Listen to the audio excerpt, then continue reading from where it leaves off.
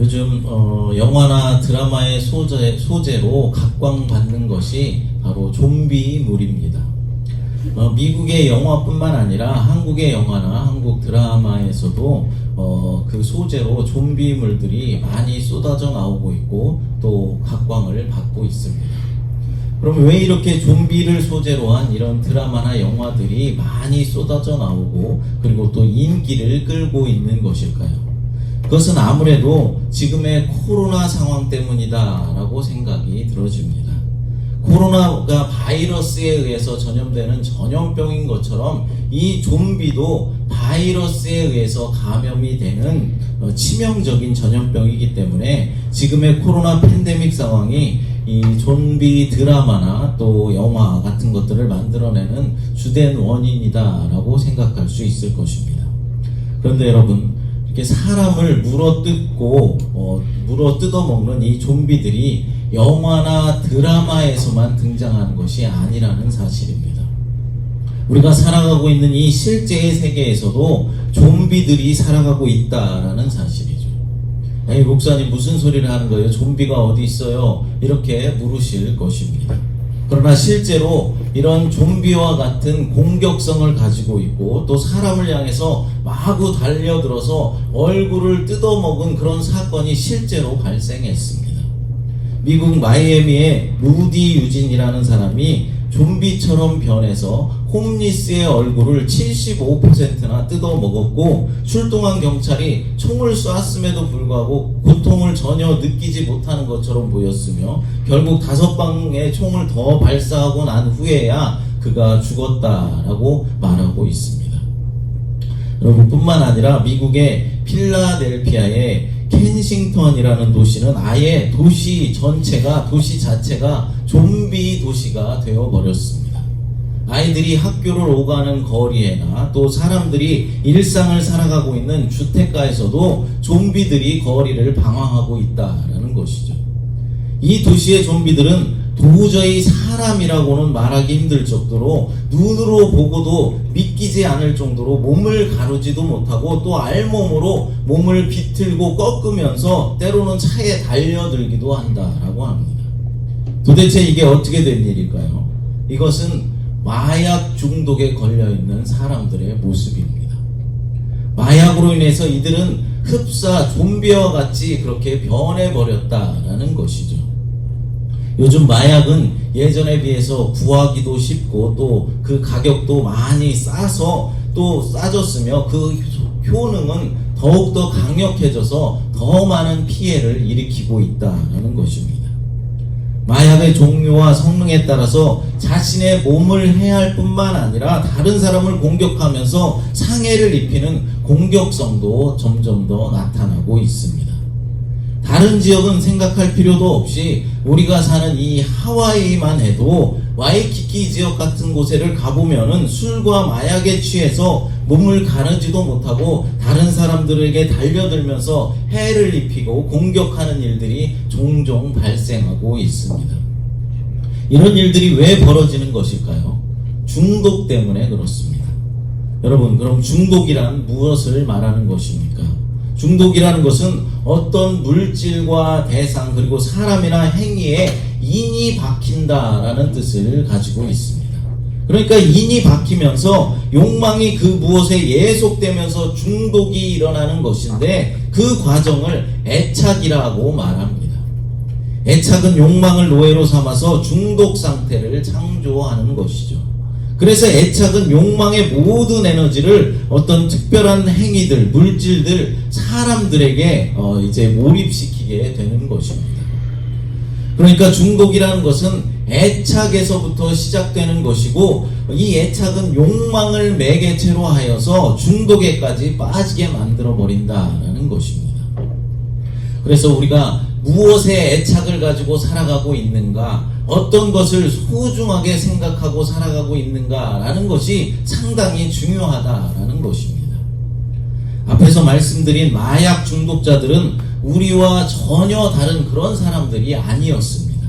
평범한 일상을 살던 우리와 똑같은 평범한 가정에서 행복을 누리고 살던 그런 사람들이었다라는 것이죠. 그러나 그들이 잘못된 애착을 가지고 욕망에 빠져서 살아가다 보니까 그런 지경에까지 이르게 되었다라는 말입니다. 그러니까 이 세상의 애착을 가지고 어떻게 하면 돈을 많이 벌 수 있을까? 어떻게 하면 더 즐거움을 누리면서 살아갈 수 있을까? 그것에 집착하다가 욕망의 늪에 빠져버리고 만 것입니다. 처음부터 중독 상태에 있었던 것은 아닙니다.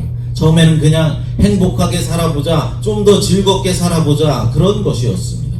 그러나 그것이 점점 더 행복과 즐거움에 대한 욕망이 커져가고, 그러다 보니까 이제는 쾌락을 찾게 되었고, 결국에는 중독이라는 처참한 지경에까지 다다르게 된 것입니다.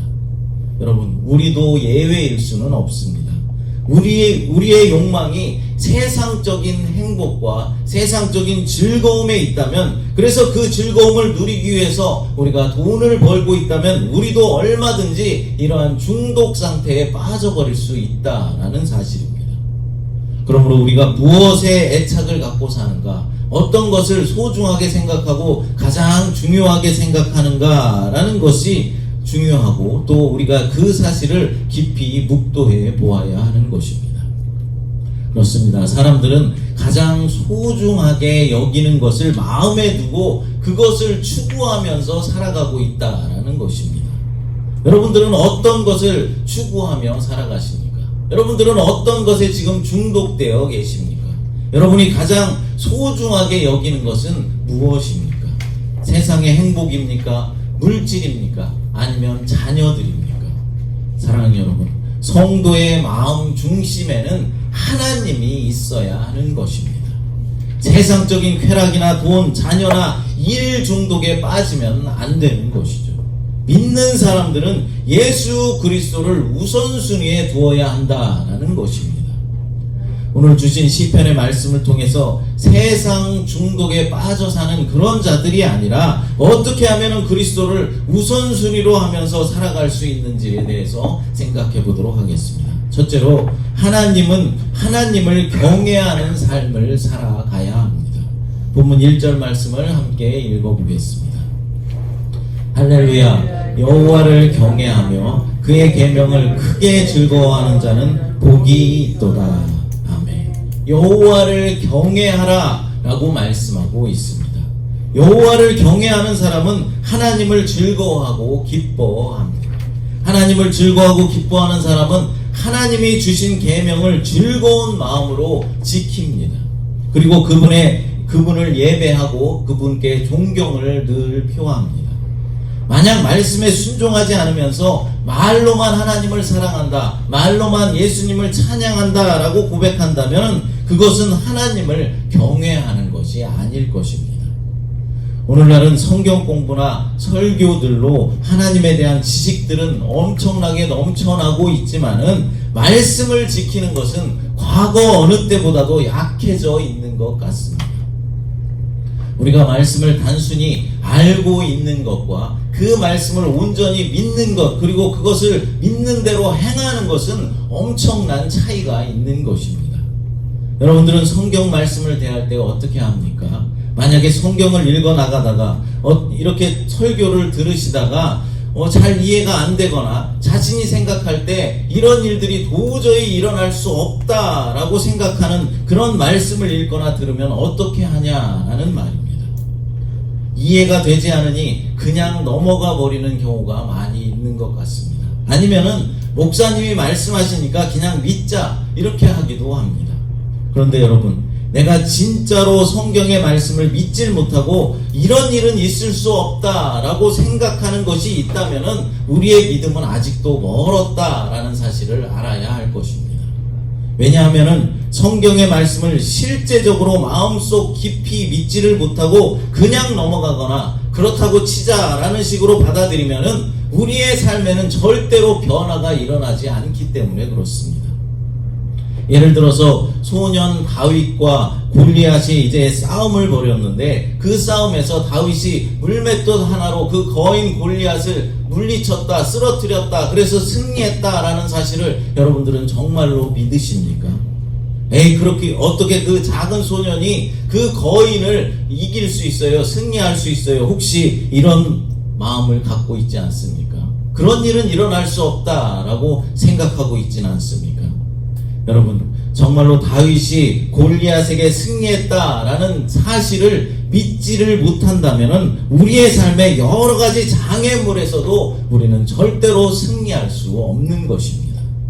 하지만 그 사실을 마음속 깊이 진실함으로 믿고 우리가 받아들일 때 우리의 삶 속에서도 태산과 같은 그런 어떠한 장애물이 온다 할지라도 우리는 그것에서 승리를 이룰 수 있다라는 것이죠.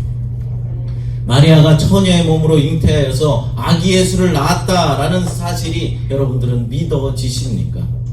만약 이 사실을 믿지 못한다면 우리에게 역사하시는 하나님의 능력은 있을 수가 없는 것입니다. 그러나 성령으로 처녀가 잉태하였다라는 사실을 영혼으로 믿는다면 우리의 일상생활에서도 하나님의 능력이 늘 나타나는 것입니다. 예수님께서 무리를 걸으셨다라는 사실을 진심으로 믿지를 못한다면 어떻게 그런 일이 있을 수 있습니까? 사람이 어떻게 무리를 걸을 수 있습니까? 그렇게 생각한다면 우리의 삶에서도 절대로 하나님의 기적을 체험할 수 없다라는 것입니다. 그러나 예수 그리스도께서 무리를 걸으셨다라는 사실이 마음속 깊은 곳에서부터 믿어질 때 우리의 삶에서도 놀라운 기적을 날마다 체험하며 살아갈 수 있는 것입니다. 그러니까 말씀을 우리가 그냥 아는 것과 믿는 것, 그리고 그 말씀대로 실제로 행하면서 살아가는 것에는 놀라운 차이가 있다라는 것입니다. 사실 우리의 삶 속에서 왜 우리가 날마다 승리하지 못하고 날마다 패배하고 왜 하나님의 능력이 나타나지 않고 기적 같은 일들이 우리의 일상에서는 왜 나타나지 않는 것일까요? 그것은 내가 하나님의 말씀을 진심으로 믿지 않고 있기 때문에 그렇습니다. 눈으로 읽어서 알고 있고 이렇게 말씀을 들어서 익숙하지만은 그 말씀을 믿지 못하면 절대로 능력과 기적과 승리를 우리는 맛볼 수가 없는 것입니다. 우리는 대부분 성경에 나오는 축복의 말씀들에만 관심을 가지고 있습니다. 복받아서 부자가 되어서 편안하게 살기를 원하죠. 하지만은 그러한 축복과 능력이 나타나려면은 먼저 하나님이 주신 이 성경의 말씀을 온전히 받아들이고 믿어야 하는 것입니다. 그리고 축복의 말씀 전에 이렇게 행하라 라는 하나님이 주신 의무사항을 우리들은 반드시 지켜야 하는 것입니다. 의무사항은 행하지도 않으면서 왜 하나님께서 내게 복을 주시지 않고 내 삶에는 왜 기적 같은 일들이 일어나지 않습니까? 라고 말한다면 참으로 어리석은 사람일 것입니다. 말씀은 믿지 않으면서 축복만 바란다면 도둑놈 심보다 라는 것이죠. 우리가 진정으로 하나님을 경외한다면 그 마음이 순종으로 통해서 나타나야 하는 것입니다. 오늘날의 교인들은 성도로서의 가장 기본적인 의무사항도 제대로 행하지 못하는 것이 현실인 것 같습니다. 많은 교인들이 정말로 성도로서 행해야 할 기본적인 의무사항도 하지 못하고 있다는 것이죠. 여러분, 하나님을 예배하는 것을 온전히 행하고 있습니까? 예배하면서도 하나님께 집중하지 못하고 다른 일을 생각하고 다른 것에 빠져 있다면 온전히 예배를 드리지 않는 것입니다. 여러분들, 기도 시간을 온전히 가지고 계십니까? 성도라고 말하면서 기도하지 않고 날마다 주님 앞에 엎드리지 않는다면 그것은 기도하는 사람이 아니죠. 말씀을 날마다 여러분들 묵상하십니까? 계획을 가지고 성경 말씀을 꾸준히 묵상해 나가십니까? 그렇지 못하다면 주의 자녀들이 아닙니다. 다른 사람을 섬기고 다른 사람을 사랑하십니까? 사랑하기는커녕 미워하지 않으면 다행인 그런 분들도 있습니다. 하나님께 감사하면서 하나님의 것임을 고백하는 마음으로 하나님 앞에 예물을 드리고 있습니까? 나를 위해서 사용하는 것에는 아낌없이 쓰고 사용하지만 하나님께 드릴 때는 인색하지 않으시냐라는 것입니다. 여러분, 이런 기본적인 행함도 못하고 있다면 우리는 성도로서 정말로 회개해야 하는 것입니다. 그리고 하나님의 말씀을 내 영혼으로 내 마음속 깊은 곳에서부터 믿도록 도와주시옵소서. 하나님 말씀에 순종하며 살아갈 수 있도록 도와주시옵소서. 날마다 엎드려 기도해야 하는 것이죠. 오늘 여러분들이 순종해야 할 하나님의 말씀은 무엇입니까? 여러분들이 믿지 못하는 말씀은 무엇입니까? 여러분들이 하지 못하는 순종은 어떤 것입니까? 예배입니까? 기도입니까? 말씀을 묵상하는 일입니까? 다른 사람을 섬기고 사랑하는 일입니까? 그것도 아니면 하나님 앞에 감사의 삶을 살아가는 것입니까? 그것이 무엇이든 회복되는 역사가 일어나게 되시기를 간절히 바랍니다. 그래서 기쁨으로 말씀에 순종하여서 하나님을 경외하는 삶을 살아가게 되시기를 간절히 축복합니다. 두 번째로 하나님을 경외하는 사람들은 열매가 있습니다. 본문 2절 말씀을 읽어보겠습니다. 그의 후손이 땅에서 강성하며 정직한 자들의 후손에게 복이 있으리로다.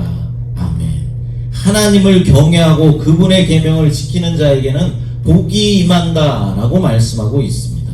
하나님을 경외하는 그 사람뿐만 아니라 그의 후손들과 그와 접촉하는 모든 사람들에게까지 복이 임합니다.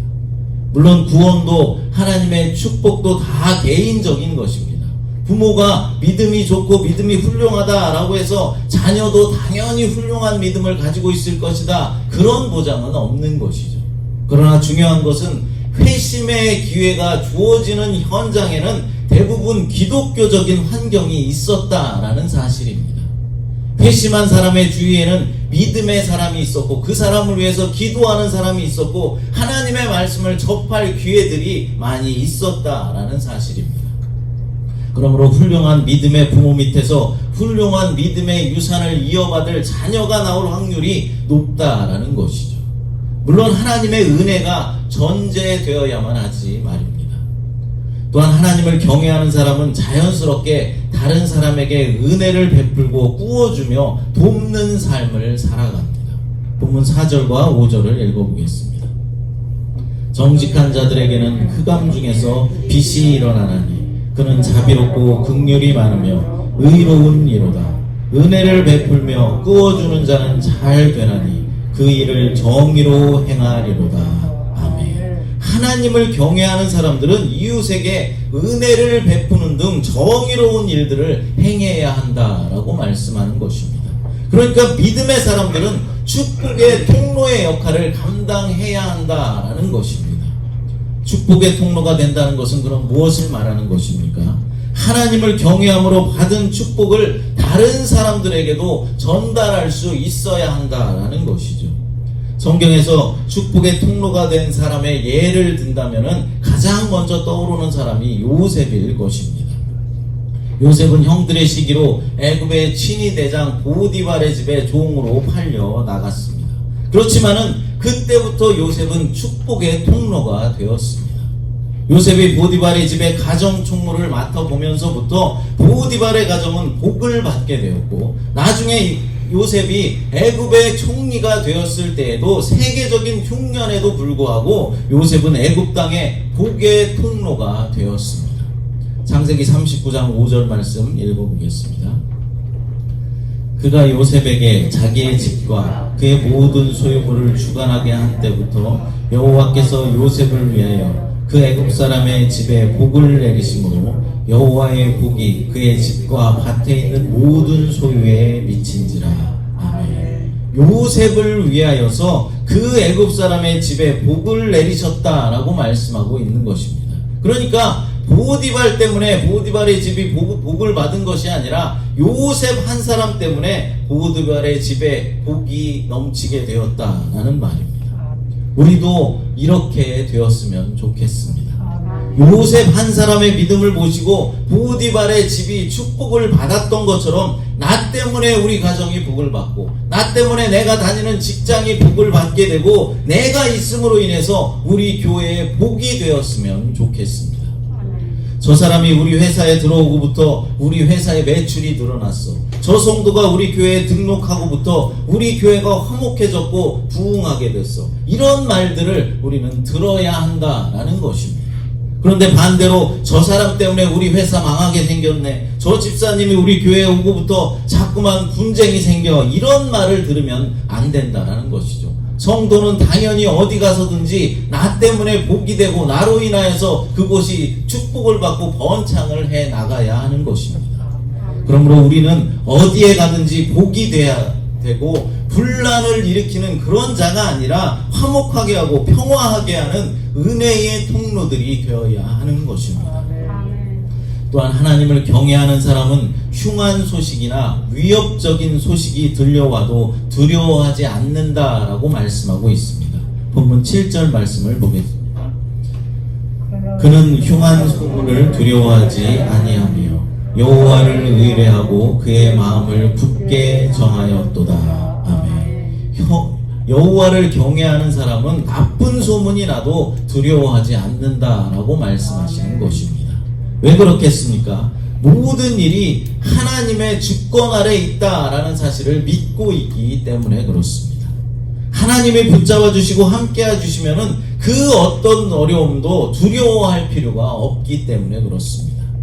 이런 복들은 사람이 줄 수 없는 크고 놀라운 복으로서 오직 하나님만이 내려주실 수 있는 복입니다. 그러므로 우리는 하나님을 경외하며 그분의 계명에 순종함으로 이 같은 복을 받아서 후손과 내 주변 사람들에게 나눠주고 선한 영향력을 끼치면서 살아가야 하는 것입니다. 세 번째로 하나님을 경외하지 않는 자의 종국은 멸망입니다. 본문 10절 말씀을 같이 읽어보겠습니다. 악인은 이를 보고 한탄하여 이를 갈면서 소멸되리니 악인들의 욕망은 사라지리로다. 아멘.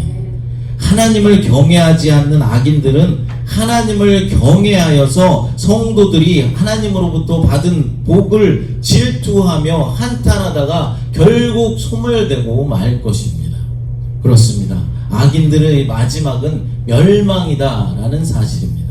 물론 우리가 주변 사람들을 보면 악인들도 의인들보다도 더 형통하고 더 번성하고 잘 살고 있는 것을 보게 됩니다.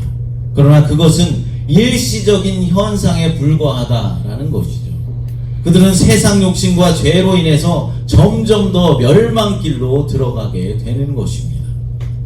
악인들의 욕망은 사라지리로다 라고 말씀하고 있는데, 하나님을 경외하지 않는 자들은 이 세상에서 물질과 명예, 쾌락을 쫓아가다가 결국 그것에 중독되어서 영원한 지옥불에 떨어질 것인데, 그때가 되면 그들이 가지고 있던 중독을 일으켰던 욕망도 사라지게 될 것이다 라는 것입니다. 사랑하는 여러분, 이 세상이 주는 쾌락은 영원한 것이 아닙니다. 이 세상 물질과 명예, 안락함도 종국에는 끝을 맞이하게 되는 것이죠. 따라서 성도들은 악인들의 번영과 형통을 부러워하면 안 됩니다. 의인은 소망 가운데 영원히 살게 되겠지만은 악인들은 사라지고 소멸될 것이기 때문입니다. 여러분의 삶의 중심에는 무엇이 있습니까?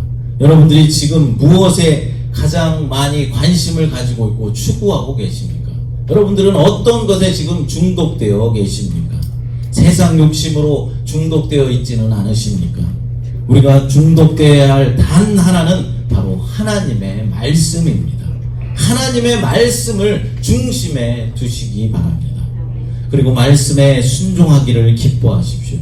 하나님께 예배하는 것을 즐거워하십시오. 그럴 때 하나님은 여러분들은 하나님을 경외하는 그런 삶을 살아갈 수 있게 되는 것입니다. 어떤 목사님이 어느 교회에 부흥 강사로 갔다가 그 교회 장로님 댁에 이제 하룻밤을 묵게 되었다고 합니다. 장로님과 잠깐 대화를 나누는데 장로님이 이렇게 말하는 것입니다. 마음은 너무나도 굴뚝 같은데 새벽 예배와 수요 예배에 참석하지 못해서 안타깝다라는 것이죠. 자신의 삶이 너무나 바쁘고 힘들어서 마음은 굴뚝 같지만 참여하지 못한다라고 호소했습니다. 그런데 그 다음날 새벽에 일어나서 화장실을 다녀오던 이 목사님은 깜짝 놀라지 않을 수 없었습니다. 불이 꺼진 캄캄한 거실에서 누가 서 있는 것입니다. 자세히 가서 보니 집주인 장로님이 바닥에 골프채 세트를 깔아놓고 혼자 열심히 연습을 하고 있는 것입니다. 새벽 예배 드릴 시간이 다 되었는데도 전혀 개의치 않고 골프 삼매경에 빠져 있었던 것입니다. 그러니까 이 장로님은 어떤 분이십니까? 골프 연습할 시간은 있지만은 하나님께 예배 드릴 시간은 없는 그런 사람입니다. 이 장로님의 마음 중심에는 지금 무엇이 자리 잡고 있습니까? 하나님이 아니라 온통 골프 생각뿐이다 라는 것이죠. 골프에 중독되어 있는 것입니다. 많은 분들이 저보고 골프를 좀 같이 치자라고 말하는 분들이 있습니다. 그런데 제가 왜 골프를 잘 치지 않는 줄 아십니까? 물론 체력적으로 너무 치고 나면 힘들어서 잘 안 하는 것도 있지만은 사실 이 골프에 빠지면은, 골프에 중독되면은 그것이 나의 마음의 중심을 빼앗아 버리기 때문에 그렇습니다. 여러분, 바빠서 시간이 없다는 것은 핑계일 뿐입니다. 사람은 마음에 자리 잡은 것을 위해서 열정을 쏟고 노력하게 되어 있는 것입니다. 자신이 가치 있게 여기는 일을 할 때 지치거나 피곤하지도 않고 시간이 아깝지도 않은 것입니다. 자신이 골프에 집중되어 있고 골프에 중독되어 있으면은 그것을 하는 것에는 전혀 시간도 아깝지 않고 돈도 아깝지 않게 된다라는 것이죠. 그래서 주님은 이렇게 말씀하셨습니다. 마태복음 6장 21절 말씀입니다. 내 보물이 있는 그곳에 내 마음도 있느니라. 아멘. 내가 가장 소중하게 생각하는 것에 내 마음이 있다라는 것입니다. 말씀을 더 중요하게 생각하는 사람은 항상 말씀을 묵상하고 말씀 곁에 있습니다. 하나님을 가장 소중하게 생각하는 사람은 내 보물도 아낌없이 하나님 앞에 드리는 그런 사람입니다. 하나님을 향한 믿음이 없다면은 주님 앞에서 머뭇거리게 하는 것이 있음을 우리는 인정해야 할 것입니다. 주님보다 더 사랑하는 것이 있다면 그것이 무엇이든 간에 다 내려놓으십시오. 하나님의 말씀 앞에서도 여러분의 마음을 꽁꽁 묶어놓는 것이 무엇입니까? 돈입니까? 명예입니까? 자녀입니까? 그것도 아니면 오랫동안 계속해오던 잘못된 습관입니까? 이것만은 도저히 내려놓지 못하겠다며 마음으로 꽁꽁 묶어놓은 것까지 우리는 다 내려놓아야 하는 것입니다. 그것이 자기 자신이든 애인이든 꿈이든 사업이든 명예든 성공이든 돈이든 자녀든 무엇이든 그 대상을 내려놓지 않는 한 주님은 여러분들의 하나님이 되실 수 없습니다. 마음의 중심을 주님께 드려야 합니다. 하나님이 내 마음의 중심이 되고 내 삶의 중심이 되셔야 합니다. 여러분들 날마다 주님을 내 마음 가운데 품고 사시는 여러분들이 되시기를 간절히 축복합니다. 함께 오직 예수뿐이네 아까 불렀던 찬양 부르시고, 하나님 아버지, 우리가 세상적인 것들에 중독이 되어서 잘못된 삶을 살았음을 이 시간 고백합니다. 물질과 명예만 쫓아 살아왔던 어리석은 모습을 회개하오니 하나님 용서하여 주시옵소서. 이제는 세상에 중독된 자들이 아니라 주님의 말씀에 중독이 되어서 주님의 뜻 가운데 살아가며 온전히 하나님을 경외하는 삶을 살아갈 수 있도록 하나님 축복하여 주시옵소서. 그래서 우리가 축복의 통로들이 되게 하시고 우리의 삶 가운데서도 늘 승리가 나타나게 하시고 기적이 나타나게 하시고 주님의 능력이 나타날 수 있도록 하나님 축복하여 주시옵소서. 거룩하신 예수님의 이름으로 간절히 기도드리옵나이다. 아멘.